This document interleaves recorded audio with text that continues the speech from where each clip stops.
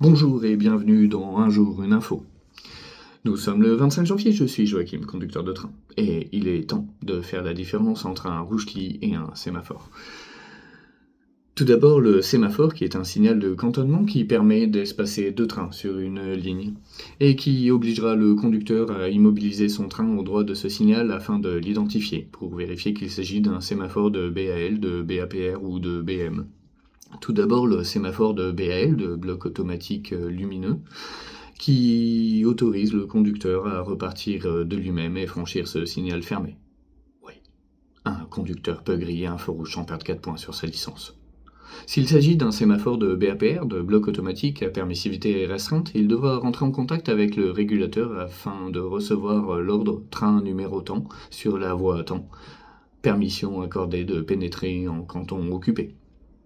À défaut, au bout de 15 minutes, si le conducteur n'a pas eu une relation avec le régulateur, relation téléphonique, il pourra franchir de lui-même ce signal, mais devra respecter un arrêt au prochain signal afin de rentrer en contact avec le régulateur pour sortir de ce canton.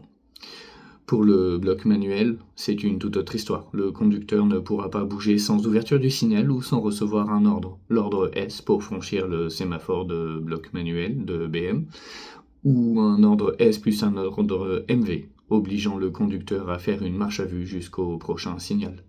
Longue marche à vue. La marche à vue étant une marche restrictive obligeant le conducteur à respecter une vitesse maximum de 30 km/h, je vous ferai une définition plus complète dans une prochaine vidéo, et le signal suivant pouvant être loin, très loin, 80 km, voire plus. Il peut également recevoir un dernier ordre, l'ordre folie, lui permettant de faire une marche hors cantonnement afin de rejoindre un établissement privé. Mais ça, c'est une autre histoire que nous verrons dans une prochaine vidéo. À demain pour le rouge-glis et pour une prochaine info.